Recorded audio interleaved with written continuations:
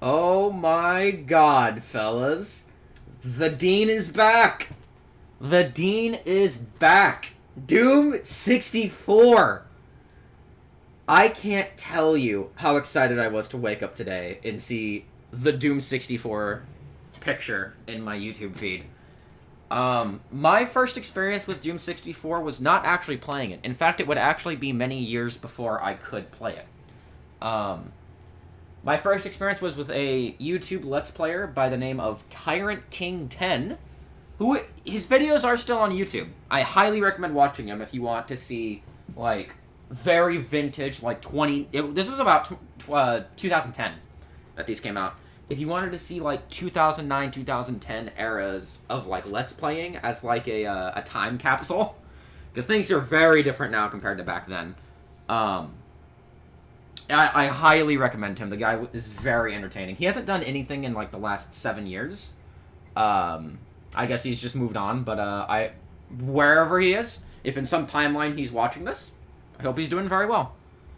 My first playing experience with Doom 64 was, Doom 64 TC, the Absolution from, like, way long ago. The one that won a CAC award. The one that plays in Doomsday, that one. It's weird. It didn't have any secret levels. I don't think it had any secret levels. It had some custom levels in there. When they added it to Steam, the N64 version, like Doom 64 2020, that's probably the version I'm gonna play. It's the only version you need. It's literally the N64 version optimized for PC. That's all you need. That's really all you need. Okay. Now, enough introduction from me. Mount Pain 27 has given me consent to make this video. If you've not seen the original, please close this, go give him your first view.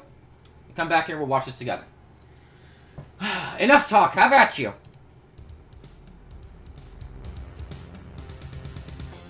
Hello there, I'm Mount Pain 27 and this is Dean of Doom, the show where we give grades to classic and contemporary Doom wads. Why?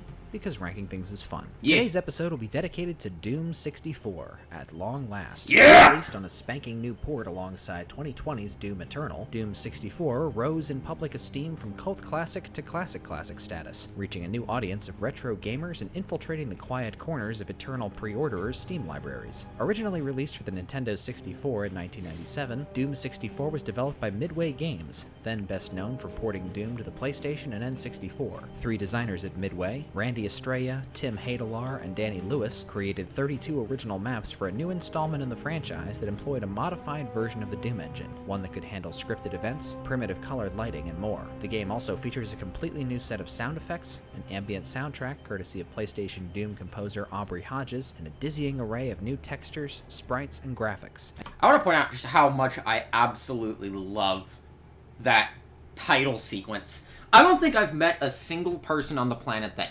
dislikes that. If you dislike that, I feel like you're the kind of person that doesn't like parties or sex, you know? At the expense of Doom 64's comparatively excellent console performance, certain concessions were made to the gameplay. Doom 2 standards like the Archvile, Revenant, and Chain Gunner were removed, and the remaining two hit-scan enemies were made to share the same set of sprites. Kind of true. In practice, yes, that is true. On a technical level, I think one, like the Shotgunner, is slightly, their outfit is slightly darker colored. But in practicality, you're not going to notice. You're going to see it, you're going to attack. First played Doom 64 in January of 2021 during the break between Seasons 1 and 2, and have never owned a Nintendo 64, so let it be known that this review is coming from someone untouched by nostalgia for this game or the system it was made for. Without further ado, here's how the show works. Every map gets one grade for quality and one for difficulty. On the quality side, the grades go from A to F. Grade A levels are fun, this game is awesome, visually distinctive, creative, and a fair challenge. This game is grades awesome. Go from X to E.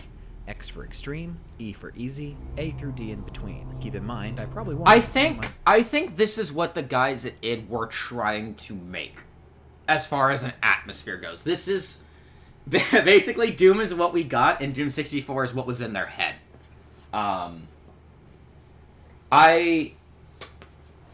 Man, I really love the Doom 64 sounds. I really wish that, I know they're the PlayStation sounds. I know. History lesson. The PlayStation version came first. That was where these sounds came from. They made those sounds for the PlayStation version. Why, I don't know, but they did. And then when Doom 64 came out, they took those sounds and the music from that, and they moved it over to this. The song that plays in this first map, staging area, I think plays in, like... Oh god, it plays in, like, a really late map in PlayStation Doom. I don't remember which map, but it plays in, like, a late one. Like, just for an example. But yeah, dude, I love these sounds. I know that I know there is a WAD that, like, swaps all the sounds with the PlayStation ones. And in my videos, I've been considering actually just using it just because I like them more. But I don't want to replace custom sounds that could possibly be there, you know? But fuck, I love them. I love these sounds, man. Ideas about what makes a great level as you do, but that's okay. Disagreeing is part of the fun, after all. At the end of the day, this show is about spreading the joy of Doom. So let's do so. Before we start... Wait a fucking minute, what did you just do? After all, at the end I'm of the looking day, at the background this show here. is about spreading the joy of Doom. So let's do so. Before we start... Alright, I'll be honest. Oh my fucking god. I'll be honest. I did not know that teleporter was there, across the blue door. Did not even know that was there until this video started. Until I've seen this. I'm fucking speechless. Where does it go? What does it do? The rules are, we play on Ultra Violence, or in this case, Watch Me Die, and normally I insist on pistol starting each level, but Doom 64 places particular emphasis on continuous play, so I will be carrying over weapons from previous levels. As you should, that's fair. These reviews do not apply to pistol-started playthroughs. Yeah, The N64 was not designed with pistol starts, so that is how they made these levels. That is completely fair. I need to play the WAD twice before reviewing it, saves are allowed, and we go for 100% kills in all levels, making it... I'm going to be pausing a lot, by the way. I'm sorry. It's just Memento Mori 2, basically, for me. Memento Mori 2, not Memento Mori 2. Exceptions when it's just not worth it. Doom 64 does not have an in-game kill counter, so there may be a few instances where I give up at 98% kills or so. We'll be using the 2020 edition of Doom 64, available on Steam, and covering just the original 32 levels. Sorry, Kaiser. Now to the maps. Map 1, Staging Area. Staging Area is probably the best opening map in commercial Doom, setting the tone for a horror-based FPS experience with sparse enemy play... Oh, wait, whoa, hey, are we doing something new, or is this just for Doom 64? Oh my god. No, I was looking at the titles thing, and I was like, why does it look weird? And I saw the computer texture, and then it went away. I'm like, is this just how it is for the reviews now, or is this just because Doom 64 is kind of hard to see sometimes? Or is it because of the messages? It might be because of the messages. Map in commercial Doom, setting the tone for a horror-based FPS experience with sparse enemy placement, tucked away secrets, weird lighting, and of course, Aubrey Hodges' chilling score. It's almost not even music, it's just ambience. Not that it's a bad thing, by the way. Or it's like music with, like, unusual instruments. It's avant-garde is what it is. It's avant-garde. The sound design in this game is really something else. You'll hardly ever use it, especially in a continuous playthrough, but the Doom 64 pistol outperforms your typical sidearm. I like the sprite, the sound, and its faster tapfire rate. The double-bladed chainsaw is also disgustingly overpowered. If you don't believe me, rev this baby up and watch it work. While I'm weighing in on content replacements, the Doom 64 pinkies have always looked wrong to me. Too claymation for my taste. Something I noticed recently about Staging Area, the placement of the blue key changes depending on which difficulty you choose, which is pretty uncommon even in contemporary mapping. If you want to see everything Doom 64 has to offer, don't shoot this first barrel, and take this teleporter back to the start when you've killed everything else. Drop the 2 zombies that appear, blow up the barrel, and if you've gotten all the others, a secret exit will open. Staging Area lays Doom 64's cards on the table. It only opens once, by the way, so you gotta do it properly. What you see is what you're gonna get from now on. Grade B+, difficulty E. Map 32, Hectic. Only the best will reap its rewards. Yeah. What are those again? All I got out of Hectic was a rocket launcher and a steep medical bill. To escape... Oh, that's not the rewards it's talking about. Yeah, so here's how it works. Well, he's gonna explain it, I guess. This gimmicky death trap, eliminate 3 arachnotrons in a shoebox with a rocket launcher, kill 4 Hell Knights over a death pit, and survive an idiotic booby-trapped chamber with only a single berserk pack to patch your wounds. Hectic is a pain in the ass and extremely rude treatment for players who went out of their way to track it down in the pre-YouTube era. It's really not worth it. Grade F. What? F? Oh, I disagree. Oh, I disagree. Oh, where? Oh, man. Fucking, where is it? Fucking. I disagree. Let me tell you why. Hectic is a test. It's a bullshit test for 2 of its 3 tests, but it's a test. So, here's what happens, okay? Your start of the level, you got a green armor to your, like, diagonal right. You got a soul sphere behind you to the left, and a mega armor behind you to the right. If you grab the soul sphere, you will be slow crushed, and you cannot get out. If you grab the mega armor, you auto jib in a cutscene, so you can't even do anything about it. And you can grab the green armor, but you have to like you have to like kind of you have to like slow walk it and then quickly back out, or you're gonna get slow crushed. So it's meant to fuck you over. It is meant to fuck you over. It's when you it's difficult. It's absolutely difficult, but you have to, if you successfully do it, then you unlock the cheats menu. You can, I think there's like, you can jump, you can warp to levels, you can do other things. That's what it means by the rewards. And I'm sure Payne knows that. I'm sure he knows those are the actual rewards. As a level, maybe I could start seeing like a lower grade. I think for what it represents though, I think F is too low. I can't agree with F. What would I give it? I don't fucking know. I'm not the one grading it. But I feel like F is a little too low. Difficulty B-. Map 2, the Terraformer. Memorable mostly for this Hulk smash device. The Terraformer also makes striking use of colored lighting, plays around with scripting in this teleporting key sequence, and debuts the chain gun, which is radically more powerful than its Doom 2 counterpart. And actually a chain gun. Good for surprise. The Doom 64, or sorry, the regular Doom chain gun is a minigun. Pressing crowds, stunning heavies, and long-range sniping. The only real source of danger in this level is the Crusher hallway leading to the red key, or getting shot coming in from Hectic with no health. I'm leaning on the chainsaw here not to preserve ammo, but because it's more fun to see what I can get away with and playing straight up. Grade B, difficulty E. I mean, that's the best way to really, I gotta respond to something real quick. But that's the best way to really figure out your limits, is just go balls to the wall, and when it doesn't work, just scale it back until you know what you'll get away with. Let me just respond to this Discord DM real quick. It's, like, minorly important. Okay. Back to it. Footnote, why bother putting light amp goggles on the map when they don't do shit? Map 3, main... True. Engineering. Another level that does... Well, maybe it's meant, I don't know. Maybe it's meant to show you that part's actually just pitch black, and it's not, like... It's not goggles, it's literally just a black texture. Anyway. Little besides introduce more Doom 64 content. Main engineering starts off by slapping a super shotgun in your hand, and let me tell you folks right now, I don't like it. Don't get me wrong, it's one of the game's most useful weapons, and its beefy firing sound comes the closest I've seen to replacing Doom 2's, but without the reload animation, it's so hard to take seriously. The Nightmare Imps, Cacodemons, and Lost Souls also... It was in 64. I can give them benefit of the doubt, although PlayStation version did have the full animation. Make their first appearances here, and of the 3, I'm only scared of Lost Souls. Nightmare Imps are essentially just imps but purple. Cacodemons can be chainsawed more reliably, they're slow and even more dopey looking than Pinkies, but Lost Souls are fast, vicious, and always come in packs.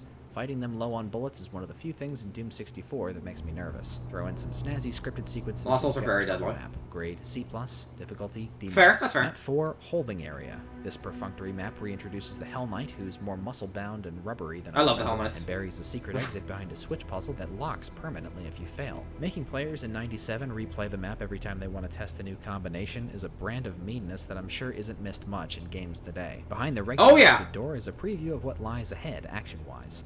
Grade C, difficulty D-. Map 29, Outpost Omega. The first proper secret map in Doom 64, Outpost Omega. Also probably the first map that's gonna kick a new player's ass. Omega is ominous, puzzle-focused, and infinitely more materially rewarding than Hectic. It also throws the first Mancubi and Pain Elementals at you, which are my 2 most feared demons in the game. Pain Elementals chug out Lost Souls much more rapidly than their Doom 2 derivatives and explode when killed, making them the highest potential damage dealer you'll face until you meet the Cyber Demon. Doom 64 Mancubi, on the other hand, throw me for a loop. Their projectiles travel at change-up speed, and I have issues acclimating to their firing pattern without Hump Ya Mom to cue me. The highlight of the game is the Yellow Maze, which contains a key of the same color, a what the f is this, and the first demon key of the game, which you'll need a hard-to-find red key to unlock after you solve this surprisingly tasteful shootable switch puzzle. Demon keys, as many of you already know, power up your super secret weapon 8, whose de facto name is the Unmaker. I try to use it whenever I have cells, because it tends to undress the game's hardest fights when you hoard ammo for it. Outpost Omega's exit is clogged with pain elementals. Don't think you're safe behind these caged windows.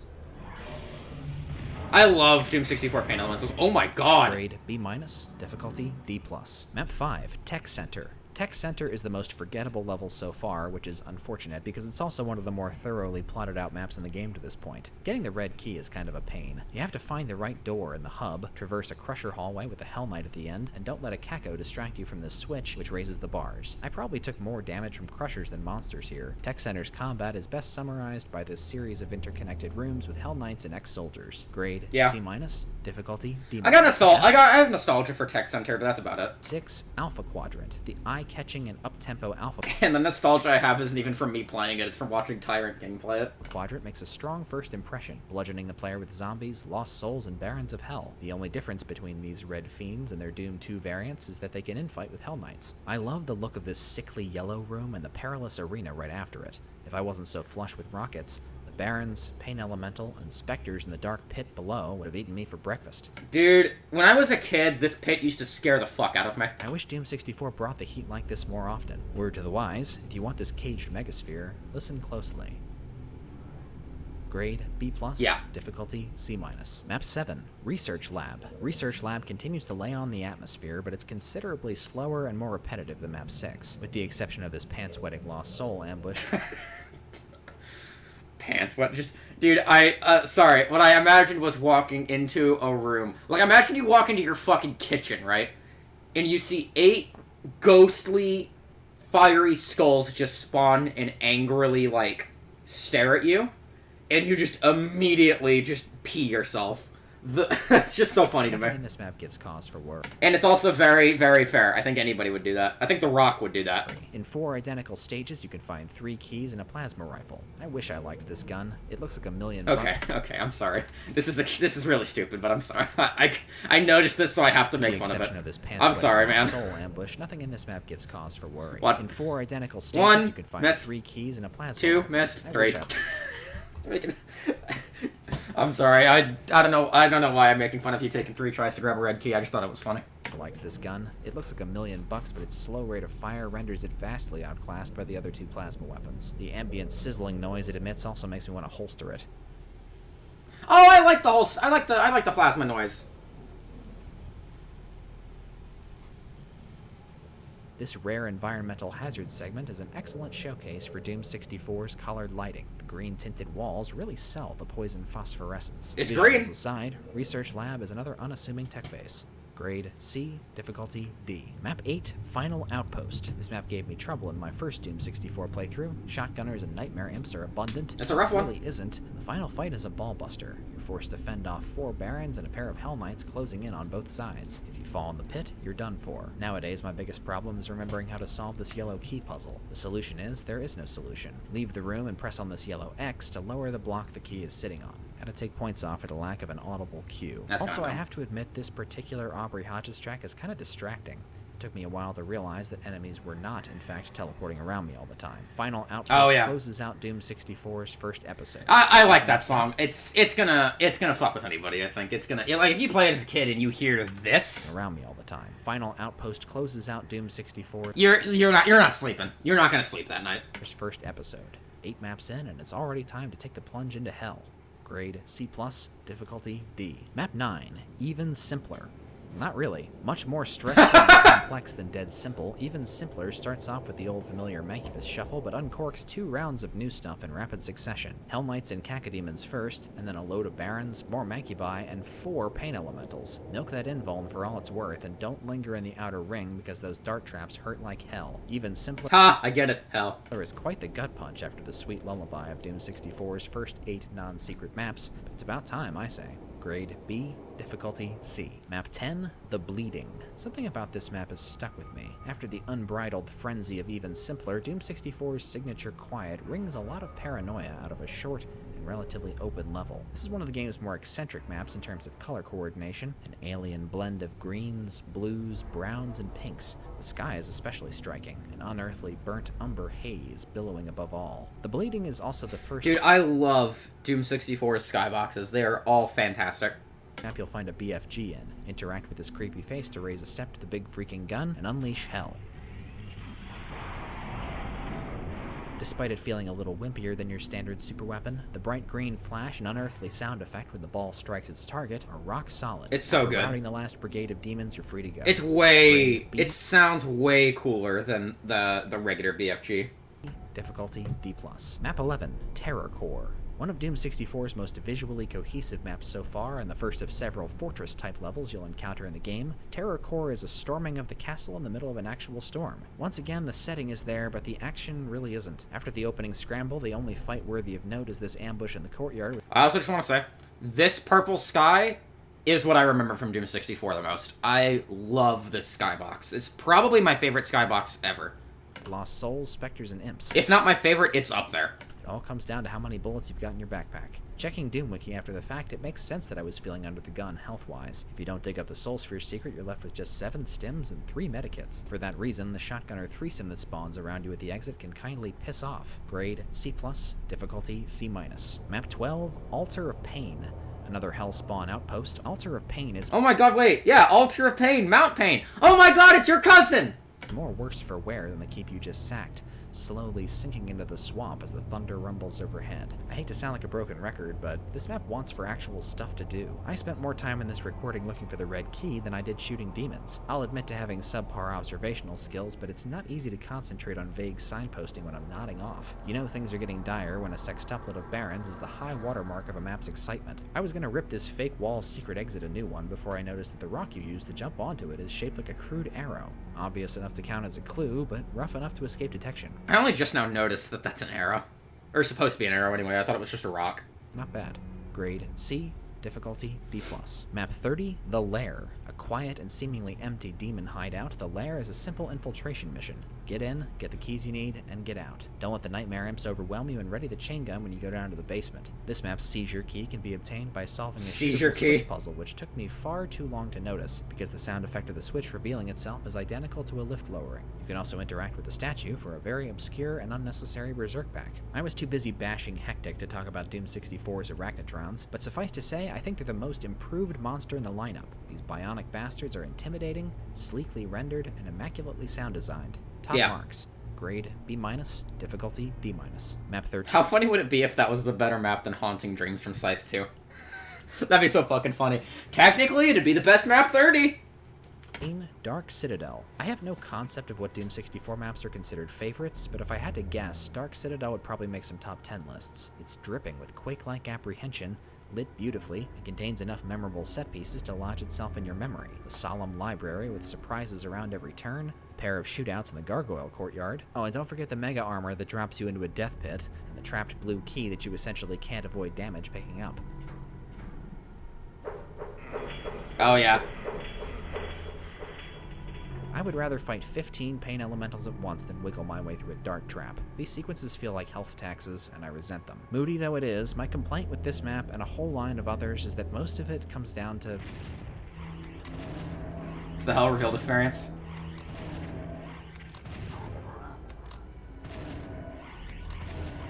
I imagine this level would be more fun and gripping played with a controller. Grade C+, difficulty D. If I ever play Doom 64 for the channel, I'm probably going to play it with a controller. At 14, Eye of the Storm. Another fortification to topple, Eye of the Storm attempts a hot start, filling its moat with heavies that are totally ineffectual at killing you. I thought I'd have to comment about how Doom 64's movement feels a bit more sluggish than its PC parent games, but Midway's map makers almost always comp... You know what, actually? If I do play it on my channel, I'm probably going to order a PC controller, like an N64, like an N64 PC controller, you know? I thought that'd be pretty fun. Compensate for your lower dexterity with spacious layouts, which I appreciate. Handle the lost souls and pain elementals in the castle with care, and watch out for chip damage on the map's 25 shotgunners. If a fresh BFG and some cells sounds like fun to you, tickle this severed head hanging from the wall and catch the lift. Tickle it. Once again, Eye of the Storm is pretty, but also pretty uninteresting. I'm not bored, you're bored. Grade C+, difficulty... I gotta run to the bathroom real quick, and then we'll be able to continue. Give me just one moment. Alright, fellers, let's get back to it. Map 15, I forget what's next.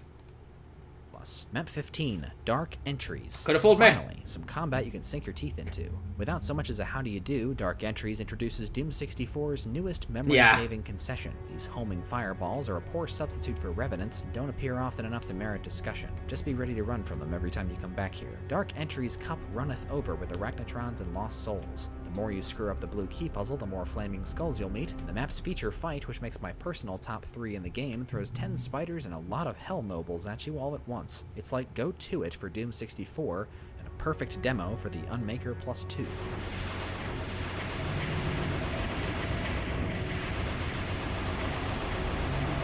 Yeah, this is the first holy shit fight in the game. Cross the bridge to the red key, lob rockets at the morons blocking the path back, and neutralize the last gaggle of goons awaiting you at the start. Dark Entries is a welcome pinch to any hardened Doom player who might have been slipping into a siesta. Not me, of course. Grade B+, difficulty C+. I don't speak French. What's a siesta? B+. Map 16, Bloodkeep. Probably my favorite of the Stronghold levels, Bloodkeep balances its quiet moments with a steady stream of violence. It's one of the game's beefier maps, with a kill count in the... Alright, I'll say it. I'm speaking highly of Doom 64. A lot of its maps really do kind of just blend together. Like, the opening maps are fantastic, and then they're kind of all just the same. 160s that includes 18 Cacodemons, 29 Barney Imps, and 31 Lost Souls. I remember getting a bit Barney turned around in Imps? this map during early playthroughs. Is that what Getting you the red called and yellow them? key is especially cryptic if you're not paying attention to changes in the map, but the payoff is pretty satisfying. The library is full of stuff to kill, and the blue key ambush can be quite nasty if you're caught off guard. The ending is also brutal, Paddling. particularly Very proud of you. if you're out of bullets or playing saveless. You'll sink into a death pit if you're not standing on the center of the room when the last fight ends. Devilish stuff. That's bullshit. Grade B, difficulty C-. Map 17, Watch Your Step. That's a good map. Sometimes simplicity is key. The best run of maps in Doom 64 starts with Watch Your Step, a pair of foggy arenas that steadily fill with teleporting enemies. Disturbing the crosses on the floor summons a lot of foes, especially if you hit several of them at once. Continuous players have the luxury of thumbing their noses at the map's title warning. If you're squeamish about big fights, I recommend hunting down the Megasphere and Invuln secrets in this room before facing the ending. Personally, I couldn't be bothered. After waves of hit scanners, imps, pinkies, hell knights, mancubi, and arachnotrons, a pair of cyber demons will pop in and see who's been causing all this trouble. With enough cells and a pair of demon keys, unmaking them takes less than 30 seconds. Grade B, difficulty. So, cyber demons in this, I think, function differently. I think they're tougher. Not that that matters because Unmaker. But I think they have the ability to lead their shots as opposed to their vanilla counterparts. Like, I think they fire the first and second ones at you, and then the third one, they'll try to lead it. Which I think was cool. I think it's what they needed. C+. Map 18, Spawned Fear. This is also one of the deadliest and most substantive it's a pretty maps in decent Doom map. 64. Spawned Fear lives up to its name, packing 42 lost souls and 10 pain elementals, the most in the game excluding the final map. Unlike some of the early maps which try harder, Spawned Fear is genuinely unnerving, thanks in part to the primordial grumbling of Aubrey Hodges' soundtrack.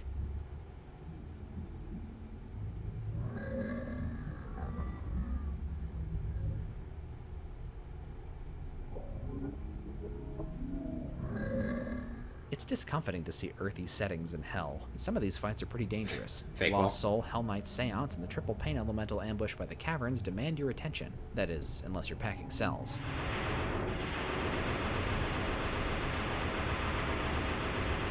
The fiery gully that leads to the yellow key is the only environmental hazard in Doom 64 that can get problematic if you don't know where to go, so step lively. Listen for an opening door on your way up the steps to the exit, run back the way you came, and catch the final secret exit before it closes. Grade B+, difficulty. I just want to say, not because it's green, I love this map coming up. C. Map 31, In the Void. I fucking love this It's not a map. stretch to say Doom 64's reputation rests on its sinister atmosphere, and to me, no map succeeds at generating that quite so well as In the Void. The story text that introduces it doesn't even depict Doomguy as a frothing lunatic. That's how serious this map is. After literally being dropped into a brood of feasting specters, you'll have to fight through one of the game's leanest monster rosters, all Mancubi, Hell Nobles, Stealth Pinkies, and Pain Elemental families to reach 3 colorful skulls. Stealth Pinkies, also known as Spectres. And the final Demon Key, which you have to run to catch before it disappears. Normally, I deal with this quadruple Pain Elemental ambush from the Abyss by running and hiding, but this time, with my maxed out Unmaker, I decided to stand my ground. Totally worth it. In the Void's otherworldly chills and terse fights make it one of Doom 64's highlights, easily the best of the secret maps. Grade A-. I love this map so fucking much, man. Map 19, The Spiral. It's no contest. The Spiral is the best combat set piece in Doom 64. Even simpler than evil. And there goes my chances of In the Void being valedictorian. And simpler and considerably more deadly, The Spiral unleashes 3 waves of demons, blocking the stairs with imps, Mancubi, and Hell Nobles, while airborne foes shell you with fireballs and skull children. Pain Elementals outnumber all monster types except imps, and the last flock of them will glut the air with lost souls. The evilest part of it all is there are no bullets or shells in this map, so you better run like the Dickens and watch where you point that rocket launcher. Admittedly, my standards are pretty low at this point combat-wise, but The Spiral proves that Doom 64's gameplay could have been a whole lot more interesting if its developers had prioritized it. Footnote, we won't see any more Pain Elementals in this game until the last 2 maps. Grade A-, difficulty C+. Map 20, Breakdown. Technically impressive, but ultimately forgettable, Breakdown is a shape-shifting, mazy corridor shooter with a soundtrack that would find better use in Guantanamo Bay.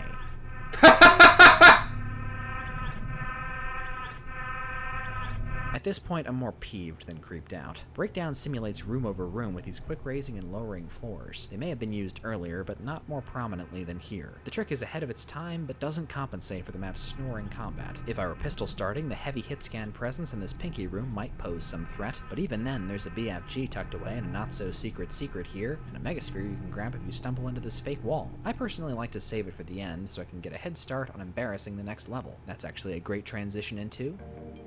Uh-oh. Pistol starts. Okay. I'm actually really interested in this one. I'm interested to see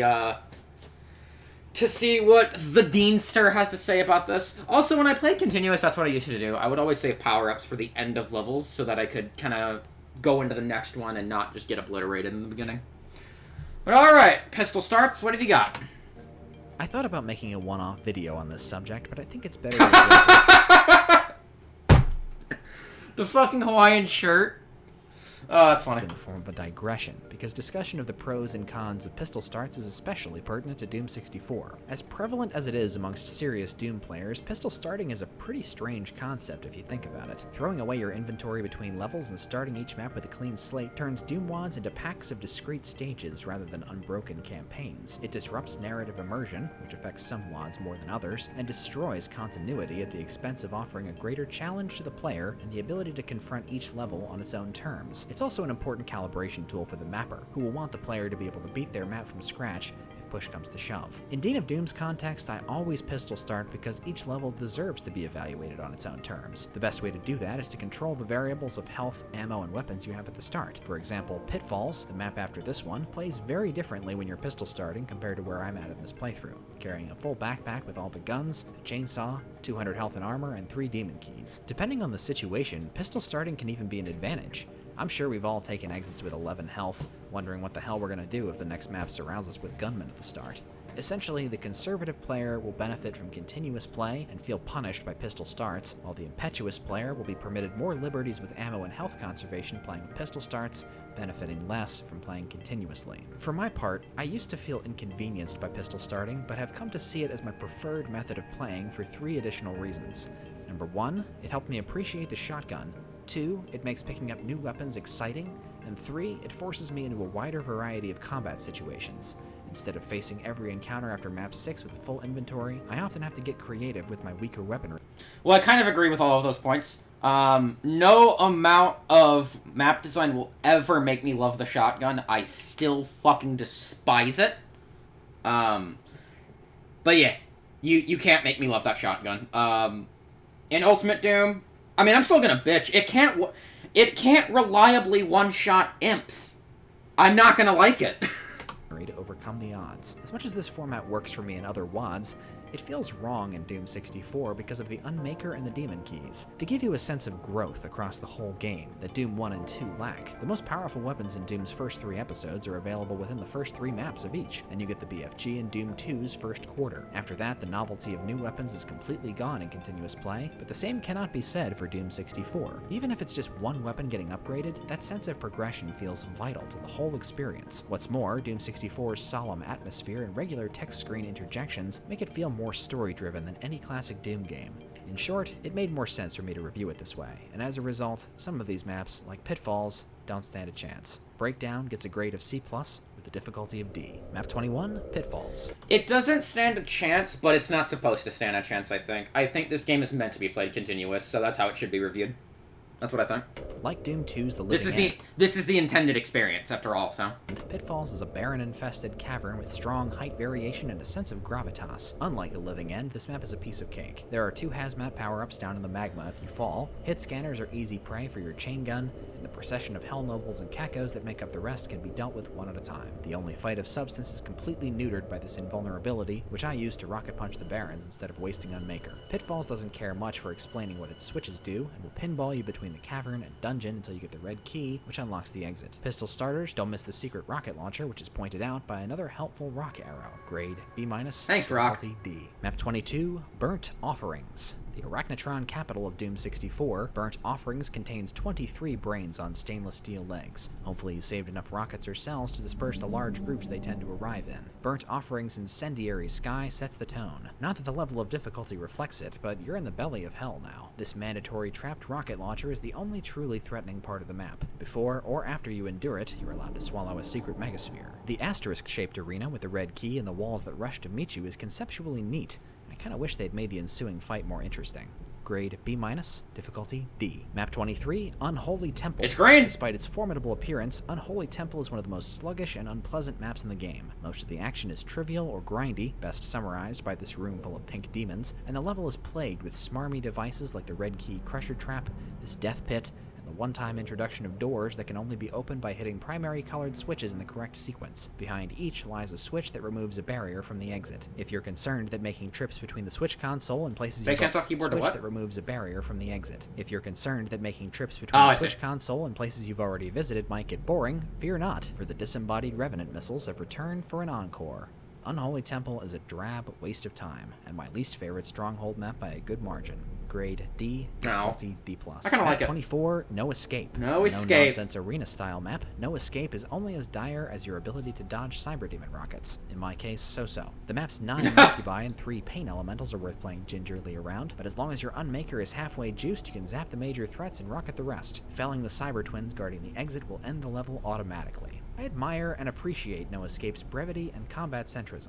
Grade B, difficulty. Without the Unmaker, it's quite the daunting map for an... Like, imagine... Okay, so when I had my N64 as a kid, something was fucked up with the memory card, or whatever it's called for that. I know it's not called a memory card for an N64. But we couldn't save. Okay? We didn't have Doom 64 as a kid. I didn't get into Doom until later. This was like, we had this when I was, like, 6, right? We had it in 2004. I didn't get into Doom until, like, 2009. But imagine you've had to play this game saveless all the way through. You know, like old school games. No Escape would be the most stressful thing if you didn't know about the Unmaker. It would be the pinnacle of, like, I'm absolutely nervous for my own skill versus these potential 2 or 3 Cyberdemons. I know the Tyrant King played through it on Ion Doom, and it's just 2 Cyberdemons. It's only the 2 in the cage. Which is why I kind of think if you're going to play Doom 64, I kind of feel like it's more convenient nowadays to play it, you know, with quick saves and all that, with keyboard and mouse. But I think if you want to simulate the old days, I think you need to play it controller saveless. I think that's the way to do it if you want the vintage experience. Which isn't what this is trying to emulate, this is just giving reviews of maps. But I think, personally, for the time capsule, I think it'd be very cool to do like a controller saveless run. A 1997 run. C-. Before we say Auf Wiedersehen to hell's Nazi balls, let's take a detour. Map 25, Cat and Mouse. Oh, secret maps, Each of yeah. Doom 64's designers contributed a fun secret map, accessible from the menu once you've completed Hectic. Part of our reward, I suppose. Randy Yeah. Estrella's Cat and Mouse is a hazy maze with a handful of caged imps, 67 rockets, and a cyber demon. Aim carefully. Grade D, difficulty C-. Map 26, Hardcore. The bonus maps enforce pistol starts, so there's no humiliating hardcore with a barrage of red beams. Yep. Danny Lewis gives you just enough rockets, cells, and recovery items to beat back 18 Mancubi and 11 Arachnos in a stairway circuit. The Mancubi are my worst nightmare, quietly teleporting behind me and telegraphing their rocket salvos even more quietly. It's almost a relief when the Cyber Demon shows up at the end. You get a fully loaded SSG to deal with him. Grade C, difficulty Okay. B-. Map 27, Playground. I kind of enjoy the madcap scramble at the start here, with pairs of blue bolts zinging around in every direction from the scrambling effect of the partial inviso, but this second Cyber Demon rocket duel is a chore, and I'm honestly more afraid of the last round's Mancubi, especially when they're blurred by the stupid fog effect. Just enough already with the fog. Grade C-, difficulty C+.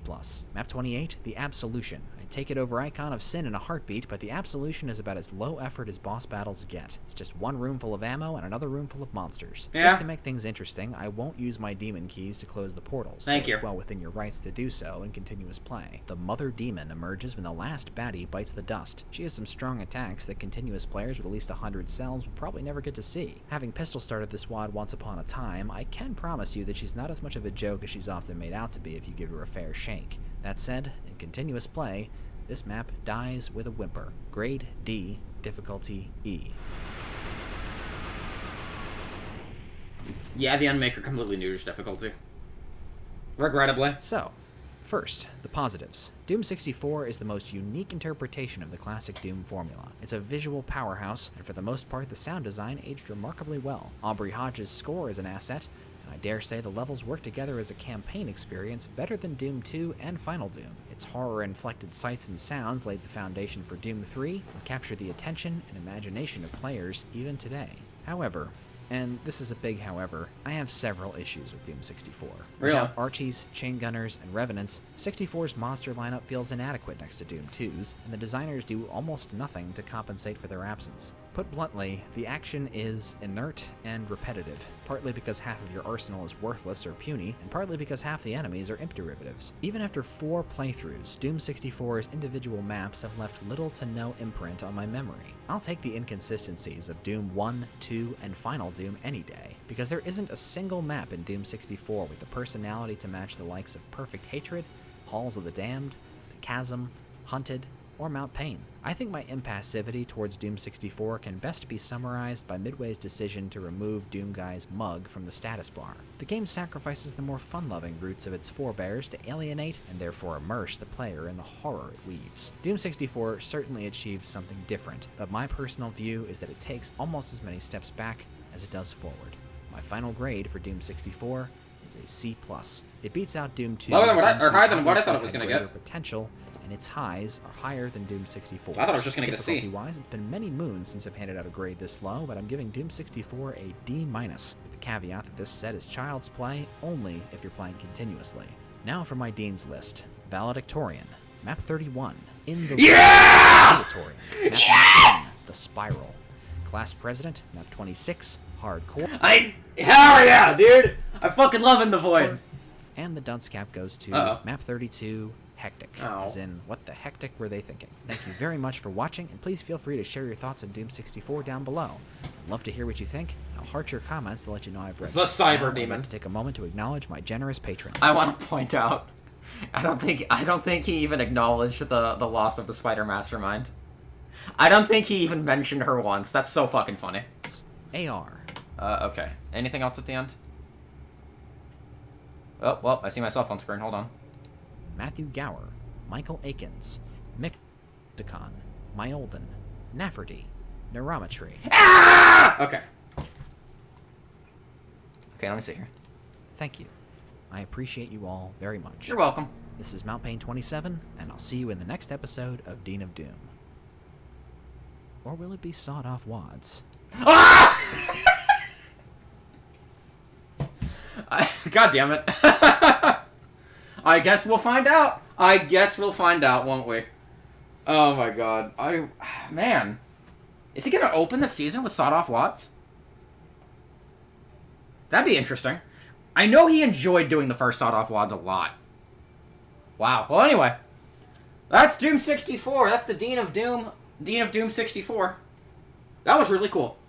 That was, yeah, Doom 64 really does blend together in that middle bit, doesn't it? It's, wow, yeah, it falls into the Doom iWad, like, trope of just putting your best maps at the beginning and at the end, and then, well, not really. Putting your best maps at the beginning, the middle is tedious, and the end sucks. Kind of tends to be how it goes.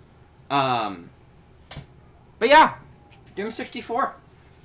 I gotta head out now. Peace, boys.